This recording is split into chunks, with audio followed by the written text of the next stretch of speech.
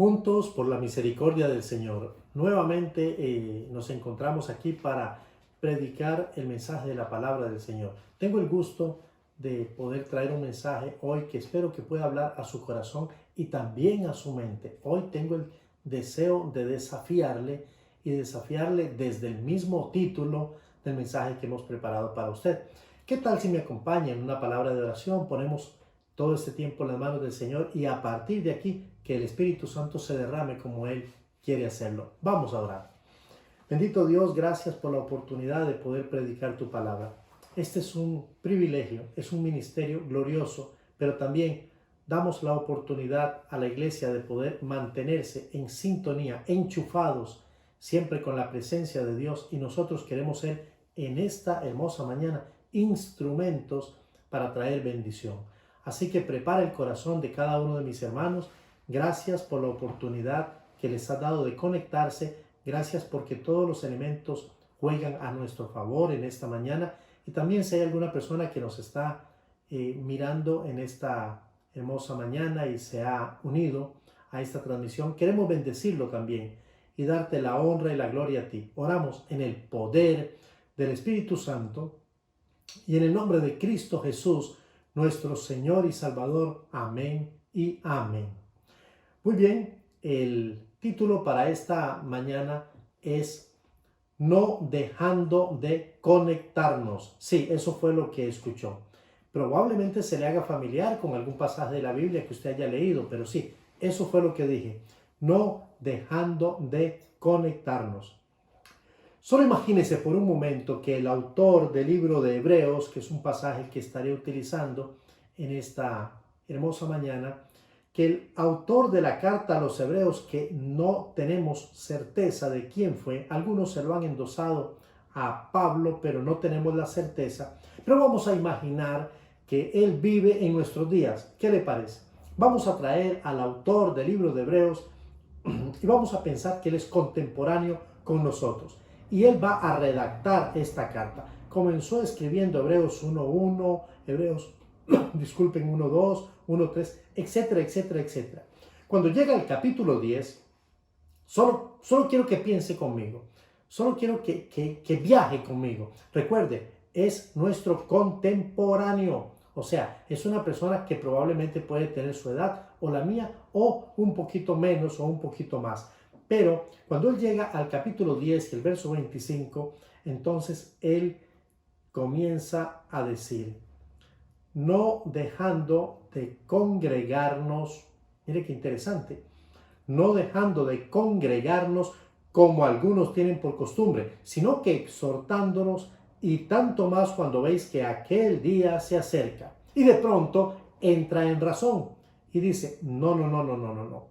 Esto no es una posibilidad para hoy, ya que el gobierno, nuestro gobierno, el ministro ha declarado cuarentena.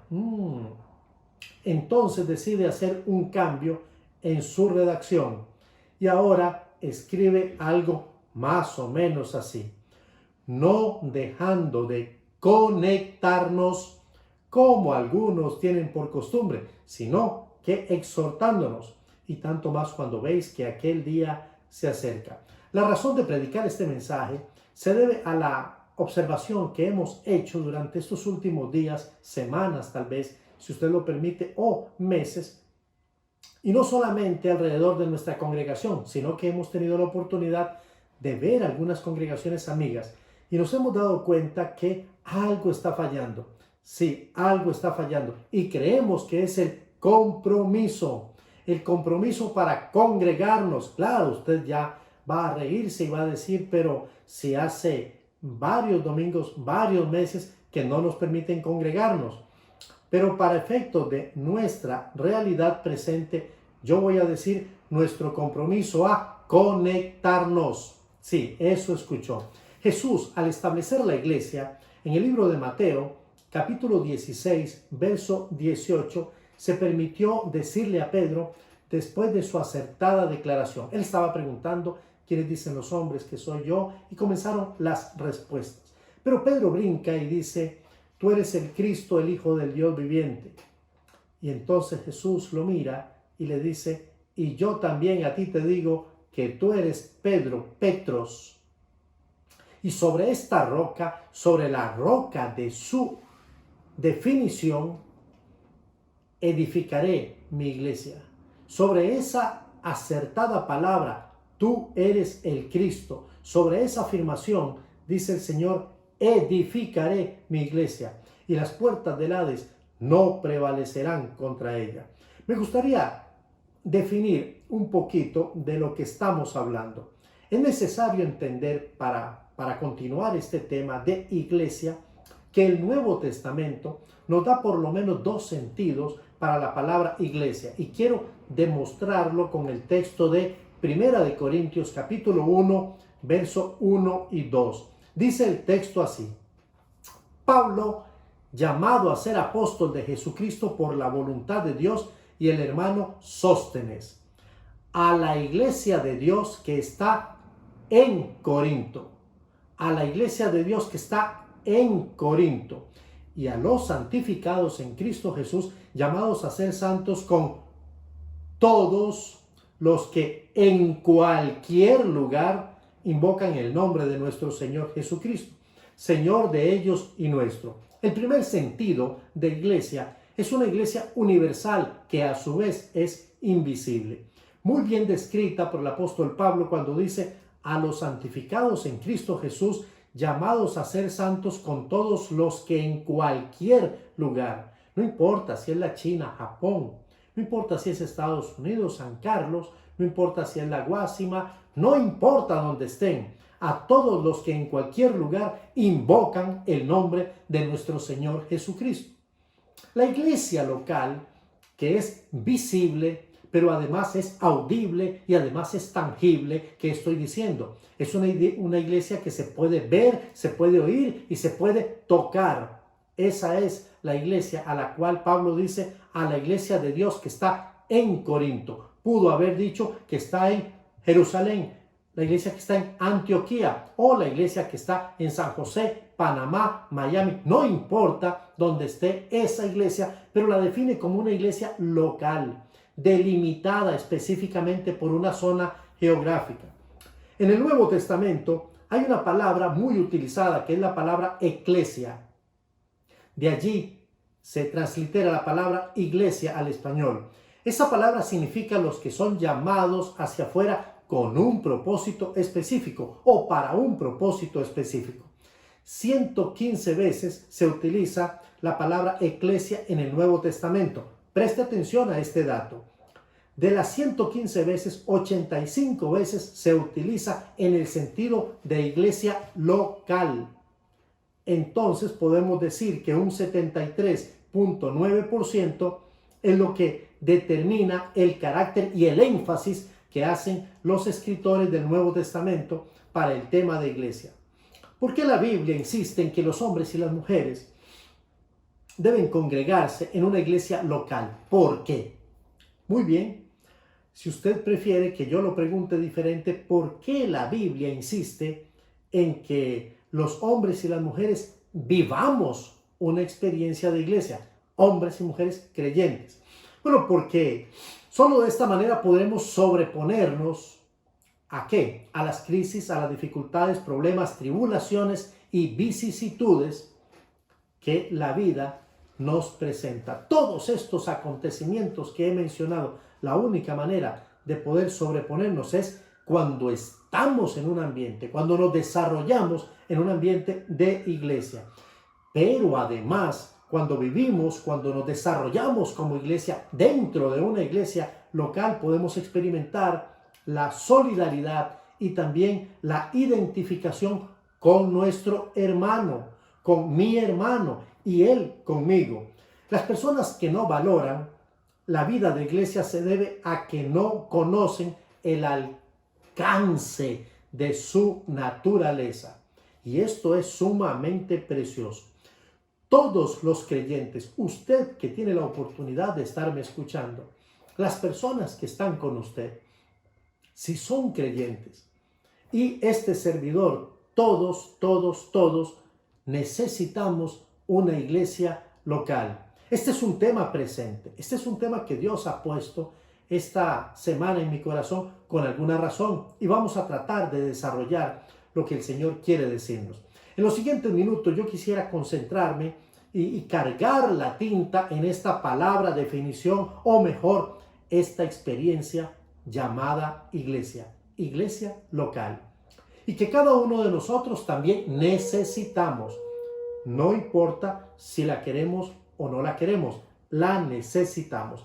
Vamos a tratar de iniciar respondiendo a la pregunta, ¿qué es iglesia?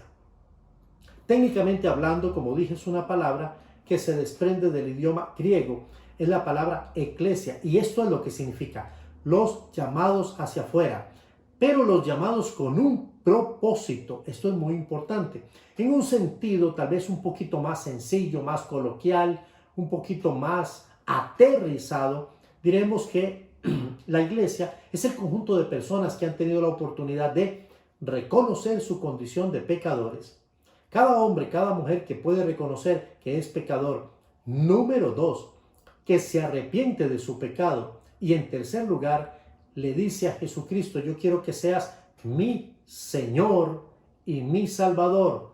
Este ya es parte de la iglesia, es un miembro de la iglesia.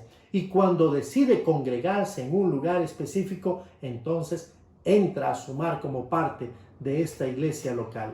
Hay muchas palabras en la Biblia que nos ayudan a entender mejor este concepto de la naturaleza de la iglesia.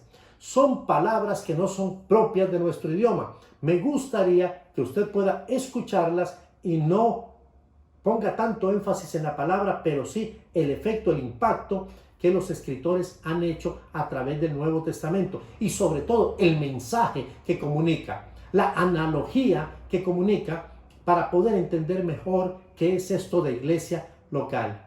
Preste atención, es muy interesante. En primer lugar, la palabra soma. Soma significa cuerpo. Eso es lo que significa. Pablo dijo en Romanos capítulo 12, versos 4 y 5. Porque de la manera que en un cuerpo, entiéndase, soma, tenemos muchos miembros, pero no todos los miembros tienen la misma función. Así nosotros, siendo muchos, somos un cuerpo, soma, en Cristo. Y todos miembros los unos de los otros. Esta es una de las analogías más preciosas para poder definir la iglesia. Y cuando pensamos en una iglesia local, vemos cómo todo esto se cumple. Muchos miembros, muchos dones, muchas funciones.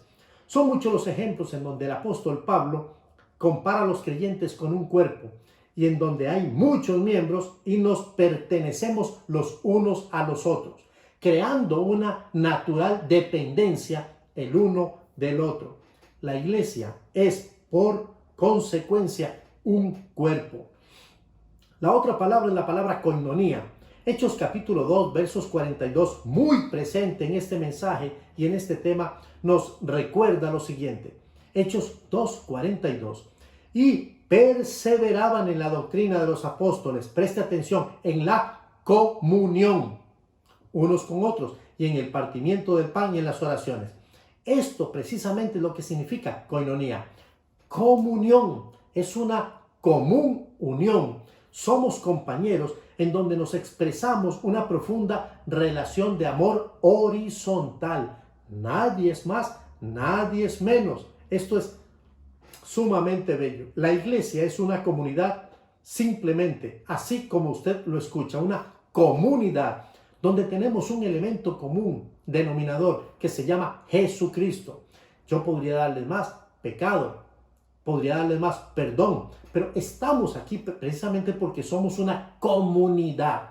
Otra palabra interesante es la palabra laos, así como suena. La palabra laos significa pueblo.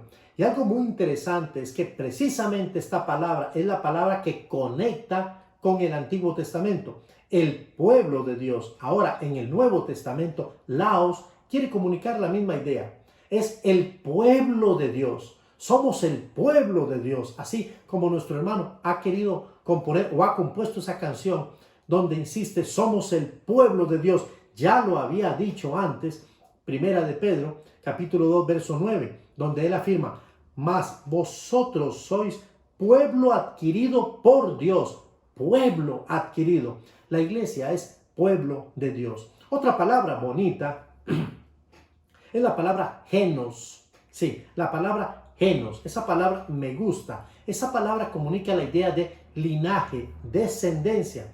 Y el apóstol Pedro dice en el mismo versículo primera de Pedro capítulo 2, verso 9, mas vosotros sois linaje escogido. O sea, compartimos un origen. Mire qué hermoso.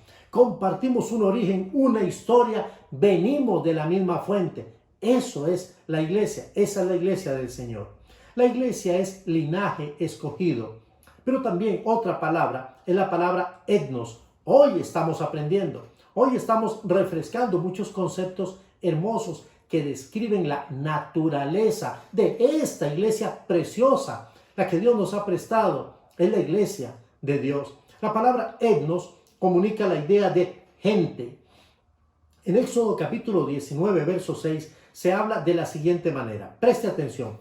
Y vosotros me seréis un reino de sacerdotes y gente santa. Estas son las palabras que dirás a los hijos de Israel. Entonces, ¿qué somos nosotros? Somos gente, pero no somos cualquier tipo de gente. Somos gente separada de y separada para, porque la iglesia es una nación santa. Esto es bellísimo. Otra palabra bonita es la palabra poimé. ¿Qué significa la palabra poimé? Manada. Somos una manada, somos un grupo, somos muchos. Y en este caso de ovejas que pertenecemos al mismo redil, donde nuestro pastor es el mismo.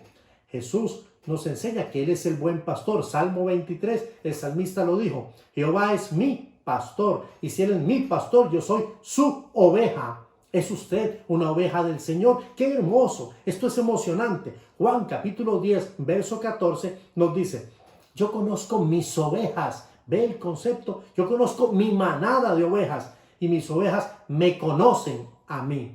Otra palabra y la última para efectos de clarificar e ilustrar un poquito el carácter, la naturaleza de la iglesia. La iglesia, y hoy estoy haciendo un énfasis en la iglesia local. Oikeios, sí, es una palabra un poquito diferente. Oikeios. En Efesios capítulo 2, verso 19, el apóstol nos dice, así que ya no sois extranjeros ni advenedizos, sino conciudadanos de los santos y miembros de la, preste atención, miembros de la familia de Dios. Eso es lo que significa la palabra oikeios, familia de Dios. Esto es precioso. Somos parte de una familia donde lo que nos une, como a todas las familias, es la sangre. Pero no cualquier tipo de sangre. Es una sangre que puede ligar en nosotros con un efecto y una capacidad eterna. Entonces, somos hermanos hasta y por la eternidad. Esta hermosa situación fue establecida sobre la roca inamovible.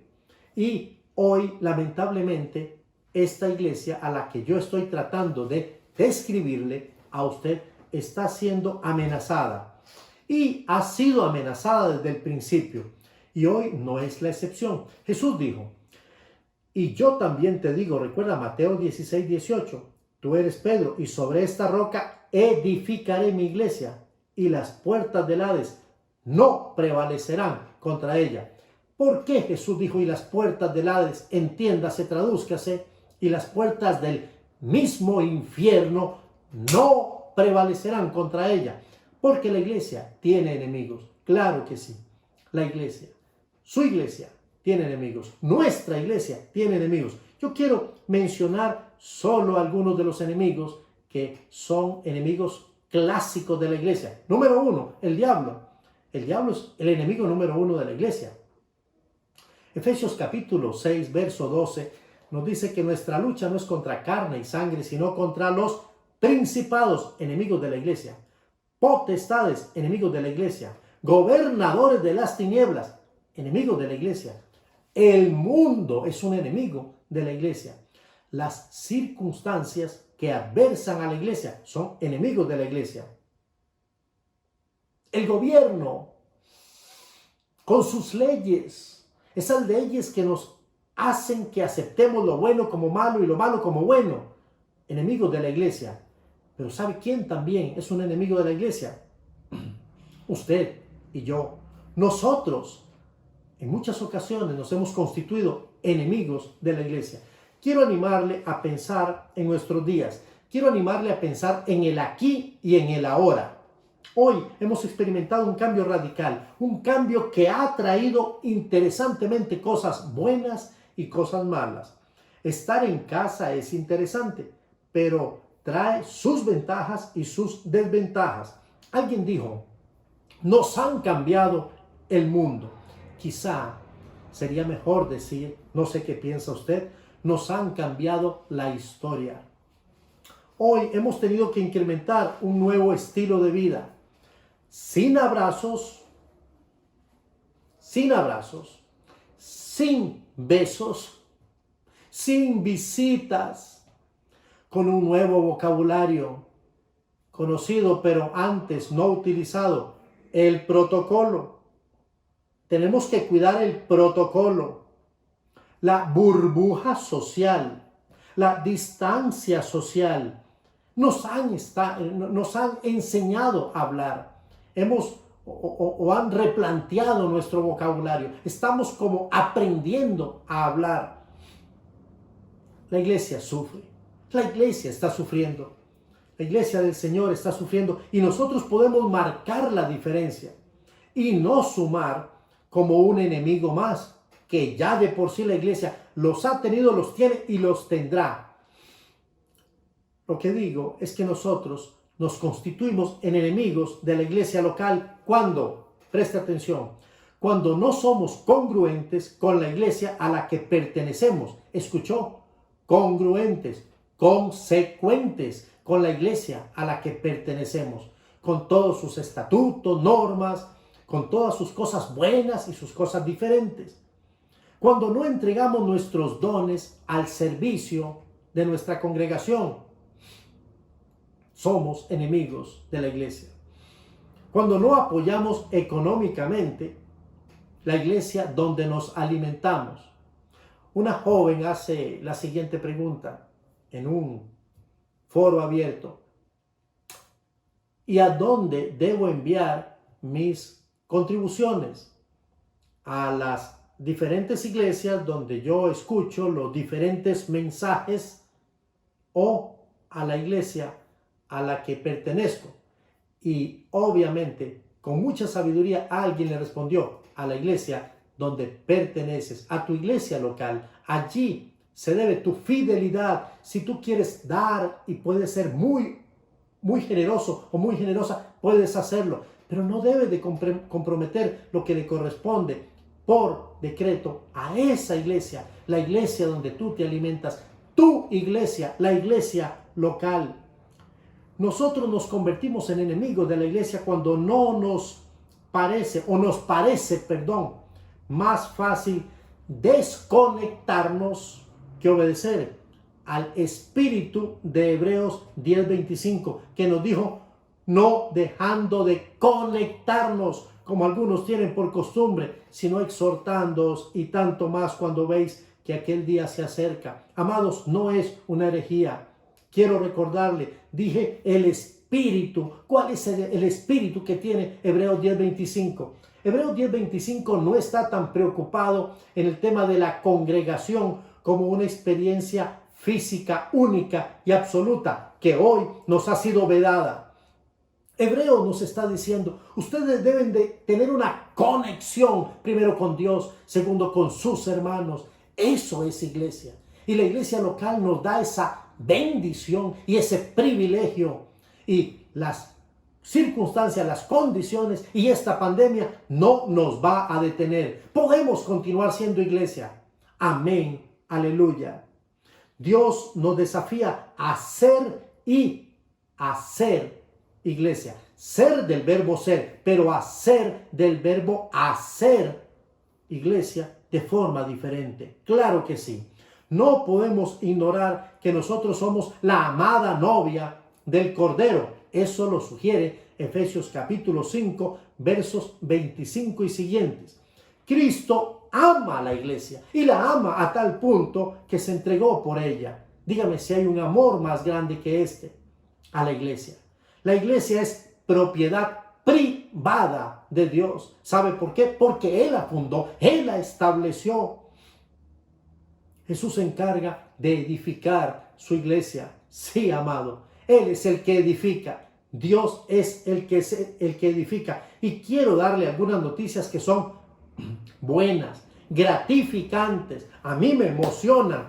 La iglesia no va a extinguirse. ¿Escuchó? No le cree esa mentira al diablo. La iglesia no se va a extinguir porque la iglesia es de Dios, le pertenece a Dios. La iglesia, en segundo lugar, no necesita héroes con capas largas tratando de salvar a la iglesia. No. ¿Sabe por qué la iglesia no necesita ser salvada? Porque Cristo ya la rescató en la cruz del Calvario. ¿Cómo podemos, amado y amada, ser iglesia? ¿Cómo podemos hacer iglesia en medio de esta pandemia? Bueno, yo tengo algunas sugerencias. Le he estado preguntando a Dios, estamos pensando, nos estamos reinventando, estamos consultando, queremos hacer equipo. Este es el tiempo de la iglesia, es el tiempo del cuerpo de Cristo y Él ha traído sabiduría. Hoy la iglesia ha sido probada al impedírsele realizar uno de los propósitos más destacados por los cuales fue instituida, el cual era reunirse. La iglesia se reunía y se reunía para luego edificarse en compañerismo, adoración y amor sincero. Estos versos hablan de este tema, reunirse para. Hechos capítulo 1, verso 15. Hechos capítulo 20, versos 7 y 8. Hechos capítulo 21 y verso 18. Cuando nosotros vemos todo esto, entendemos que por esta razón todos necesitamos de la iglesia local. Yo sé que usted la está extrañando. Yo también extraño la iglesia local. Pero preste atención. La iglesia local no se circunscribe al templo, al lugar físico, al espacio donde nos congregamos. La iglesia somos ustedes y yo. La iglesia somos nosotros. Somos el cuerpo. Somos nación santa. Somos pueblo adquirido, comprado por sangre. Somos la comunidad que el Señor ha establecido en este lugar. Debemos apoyar nuestra congregación, debemos hacerlo. Nuestra congregación local, apoyar la iglesia, claro que sí. Hemos sido llamados para apoyar la iglesia universal en donde quiera que esté. Pero nuestro compromiso primario es apoyar nuestra iglesia local. Jesús es un ejemplo de compromiso. Si usted quiere buscar un modelo de compromiso, Jesús, dice la Biblia en Lucas capítulo 4, verso 16, vino a Nazaret, donde se había criado, y en el día de reposo entró en la sinagoga conforme a su costumbre. ¿Sabe lo que era la sinagoga? El templo, donde se reunían los demás familias, y los hombres de un lado, las mujeres del otro lado, y también entraban los niños. Era la iglesia, si usted quiere que yo se lo ponga un poquito más fácil. Y en el día de reposo entró en la sinagoga conforme a su costumbre y se levantó a leer. Jesús no llegaba a la iglesia para ser un espectador más, sino un siervo. Se levantó a leer y el Hasán, que era el servidor, le traía los rollos, le trajo los rollos, y en Lucas 4:18 dice, hoy se ha cumplido esta profecía por cuanto el Espíritu del Señor está sobre mí. Léalo, es hermoso. Comienza la agenda de Jesús, toda descrita de forma muy particular, porque Jesús era un hombre que se congregaba. Socialmente hablando, la iglesia local existe entre otras cosas para que podamos ser identificados los unos a los otros, pastoreados, acompañados, amados, para que podamos ser reconocidos, para que podamos rendir cuentas. Muchas personas han preferido las megas iglesias, y no tengo nada contra la mega iglesia, pero han preferido una iglesia donde puedan pasar desapercibidos, donde no me conozcan y no tenga que entregar cuentas de nada. Y el trabajo pastoral, allí me acomodo. No es el propósito de Dios. Jesús es un excelente modelo. Si pudiéramos pensar en una persona que no necesite ir a la iglesia, que no necesite establecer esa conexión con su iglesia local para crecer, adorar, orar y tener compañerismo, porque es perfecto, ese es Jesús. Solamente Él. Lo interesante es que Jesús podía hacer una serie de señalamientos muy puntuales en relación a la liturgia. No me gusta la liturgia, creo que hay que corregirla. El modo en que se desarrollan los cultos, muy largos, muy cortos, muy fríos, muy desordenados, o la enseñanza, él era maestro de maestros, o la predicación, no me gusta este estilo de predicación, o aquel otro estilo de predicación, pero no lo hizo, él podía hacerlo y no lo hizo. Un excelente modelo para que podamos imitar. Yo deseo animarle a usted a ser parte de su iglesia local, de verdad, quiero hacerlo. Quiero que decida hoy mantener una relación con sus hermanos. ¿Y cómo lo puedo hacer? Déjeme darle solamente algunas pistas, tratando de sumirme las herramientas que ya tenemos. Usted las conoce, de pronto ya las usa y Dios nos las ha provisto. Use el Facebook, claro que sí, pero úselo bien. Úselo para establecer esa relación con sus hermanos, que al fin y al cabo somos el cuerpo de Dios. Somos el pueblo de Dios. Somos una comunidad. Qué hermoso, qué hermoso. Instagram, mis hijos me hablan de Instagram. Bueno, hay que usarlo para bien. Yo me imagino a Jesús, si Jesús pudiese estar entre nosotros y decir, bueno, yo tengo Instagram. Vamos a ver cuántos de ustedes me van a seguir. Yo quisiera ver cuántos de ustedes serían seguidores de Jesús. Sería sumamente hermoso. WhatsApp, que es uno de las aplicaciones un poquito más convencionales para viejos y chicos. WhatsApp. Usemos el WhatsApp, pero no para enviar basura. Usémoslo para establecer, para crear relaciones. Tenemos aplicaciones interesantes como el Discord para los que estamos allí. Qué hermoso es poder conectarnos y saber que estamos en un mismo espíritu. O el teléfono, no importa si es el celular o el teléfono fijo. O si todavía usted tiene teléfono de disco, úselo, pero establezca relaciones en el nombre del Señor. Y si prefiere hacerlo un poquito más largo, el correo electrónico. ¿Por qué debemos apoyar la iglesia? Una buena pregunta. ¿Por qué? Porque la iglesia es esa institución divina que fue establecida por Jesús mismo. Mateo 16, 18 lo he señalado varias veces. En Hechos 2, 42, texto que ya leímos, nos enseña que Dios estableció la iglesia para que podamos crecer, para que podamos amarnos, para que tengamos presente y viva la esperanza y para que nos sostengamos en oración unos a otros. Hoy más que nunca usted necesita mantener viva la esperanza. No creerle al diablo, sí creerle a Dios. Tenga claro que el tamaño de la congregación no determina su categoría. No. Ni mayor ni menor presencia de Dios. La palabra de Dios dice que donde hay 2 o 3 que se reúnen en su nombre, allí estará Él. Una excelente oportunidad para poder hacer iglesia en un sentido diferente. La iglesia en las casas. ¿Qué debe suceder en las reuniones? Cuando usted se reúna y tenga allí su posibilidad de ser iglesia, dice la Biblia en el libro de Hechos capítulo 2, verso 42, texto que hemos querido explotar esta mañana. Ellos hacían 4 cosas muy puntuales y todas tienen que ver con la palabra perseverar. Perseveraban, estaban asidos, arraigados, no soltaban hasta obtener el objetivo. Es lo que significa perseverar. Perseveraban en la enseñanza de los apóstoles. Sí, hay que aprender. Hay que tener mente abierta y corazón. Hay que tener una actitud para que la palabra pueda moldearnos y pueda confrontarnos y edificarnos. Perseveraban en la comunión unos con otros. Había compañerismo, había amor. Esto es hermoso. Sucedía en la iglesia local.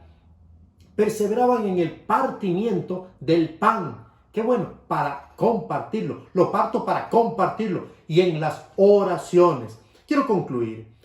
Esta congregación ha provisto para nuestros feligreses Para nuestros amados, enseñanza bíblica, estudio los jueves, tenemos estudio el jueves, 6:30 de la noche. Usted puede también conectarse y va a estar allí un estudio de la palabra de Dios. Los domingos tenemos también la oportunidad hoy de estar conectados. Pero hay enseñanza de parte de muchos maestros para sus alumnos. Tenemos la oportunidad de que el ministerio de jóvenes esté afectando a su pastoral. También tenemos comunión.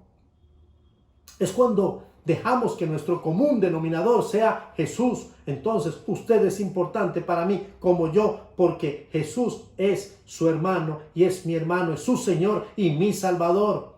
Por Él estamos aquí, por Él estamos conectados en este momento. Estamos también recogiendo alimentos y ayudas varias para compartir el pan con los más afectados y podemos dar testimonio de eso. Aleluya.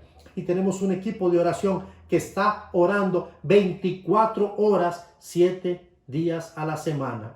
Hoy tenemos la oportunidad de ser y de hacer iglesia en una forma diferente. Dios nos da la bendición de ser una congregación que trabaja junto con el pastor, junto con el predicador, junto con los líderes. Esa es la oportunidad que el Señor nos da. Usted no debe desconectarse. Usted es importante. Usted es parte de este cuerpo. Desconectarse sería peligroso. Dios quiere que esta congregación esté atravesando este momento histórico, pero lo haga juntos. El Salmo 133 dice: mirad cuán bueno y cuán delicioso es habitar los hermanos juntos y en armonía. Esto es perseverar en la doctrina. ¿Qué es perseverar en la doctrina? Es ayudar siendo cómplice con el maestro, con el expositor, con el instrumento de Dios, para que esa palabra sea viva, corra y sea glorificada. Yo tengo que ser cómplice con el maestro, tengo que estar unido a él. Esto ocurre, por ejemplo, cuando el maestro o el predicador inicia un texto. Quiero hacer una prueba con usted. ¿Me acompaña? Yo voy a iniciar y quisiera que usted concluya. Dice la palabra del Señor: porque de tal manera amó Dios al mundo.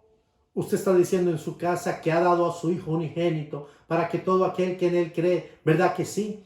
Por cuanto todos pecaron, están destituidos de la gloria de Dios. Claro, usted me está ayudando ahora, ¿se dio cuenta? Este mensaje dejó de ser mi mensaje para ser su mensaje. Dejó de ser su mensaje y mi mensaje para ser nuestro mensaje. El mensaje de Dios ahora encarnado en aquellos que lo reciben y aquellos que tienen el privilegio de exponerlo. Eso es la iglesia y eso es lo que le da vida a la iglesia. Por eso exhortamos al pueblo de Dios a perseverar juntos. Vamos a perseverar juntos. El propósito de la iglesia, que está descrito en 2 versos, Efesios 1:6 y Hechos 2:42, es el siguiente: adoración. Hemos sido llamados para adorar y vamos a adorar de la forma que Dios nos lo permita. Si nos dicen que no podemos cantar en voz alta, cantamos en voz baja. Y si nos dicen no pueden cantar, entonces vamos a palmear. Y si no podemos palmear, entonces vamos a cantar con nuestra mente, ojos cerrados, y vamos todos a estar afinados, adorando a Dios con nuestra gratitud, con nuestras manos. Edificación. Usted no puede desconectarse de la iglesia. ¿Sabe por qué? Porque el Señor nos ha llamado para ser como carbones. Y los carbones que están encendidos tienen que estar siempre en el fuego. Cuando se apartan, se enfrían y ya no funciona. Servicio. Nos ha llamado a servir y vamos a servir. Dios nos va a abrir tantas oportunidades como usted no se imagina. Tantas oportunidades de servicio y usted es una persona útil e importante. En la proclamación solamente deje que Dios ponga todas esas oportunidades para dar testimonio de lo que Dios está haciendo a través de la comunión unos con otros. Cuando alguien deja de congregarse, le está robando a la iglesia. Cuando alguien deja de conectarse, se ha perdido la bendición. Hoy yo he querido hablar de conexión y le estoy diciendo a usted, por favor, no dejando de conectarse. Que no tengo Face. Bueno, vamos a proveer alguna forma. Si tenemos que grabar este mensaje para que llegue hasta sus manos, entonces lo vamos a hacer. pero no vamos a dejar de conectarnos. Usted tiene que estar en contacto con sus hermanos, con sus líderes, con sus pastores. Y nosotros queremos hacerlo con usted también. Decida ser un miembro activo y no una prótesis. Sé que estarán preguntando algunos, ¿qué es una prótesis? Déjeme definírselo. Una prótesis es una pieza o aparato artificial que se coloca o se implanta en el cuerpo de un ser vivo para sustituir otra pieza o un órgano o a un miembro. No es parte del cuerpo, pero está haciendo una relativa función. Decida vivir como un carbón encendido, declarando la frase: necesito hoy a mi iglesia. Déjeme bendecirle, quiero orar por usted, quiero bendecirlo en este momento. Padre, por favor te ruego que tú lo permitas, que nada ni nadie nos desconecte de ti, nos desconecte de nuestros hermanos, y que ninguna de esas tantas excusas que hemos tenido para no estar siendo parte de esta iglesia local, y en el mejor de los casos frotándonos las manos y diciendo: qué bien, ahora nadie me ve. Tenga cuidado. Sí, Padre, porque dice tu palabra que los ojos de Dios están en todo lugar, mirando lo bueno y lo malo. Ten misericordia de este pueblo, ten misericordia de esta iglesia. Gracias por su fidelidad, gracias por el amor de cada uno de mis hermanos, gracias porque hoy aquí no estamos solos. Señor, es un lente el que tengo al frente, pero son tantos hombres y mujeres que están decidiendo en este momento: yo me voy a conectar y voy a vivir conectado al que me amó, al que me salvó, al que murió por mí. La honra y la gloria sea para ti. Te alabo, Padre, y te glorifico. Toda la honra, toda la gloria es solamente tuya. He orado en el poder del Espíritu Santo y en el nombre de Cristo Jesús. Amén y amén. Te deseo profundamente que el Señor le bendiga ricamente.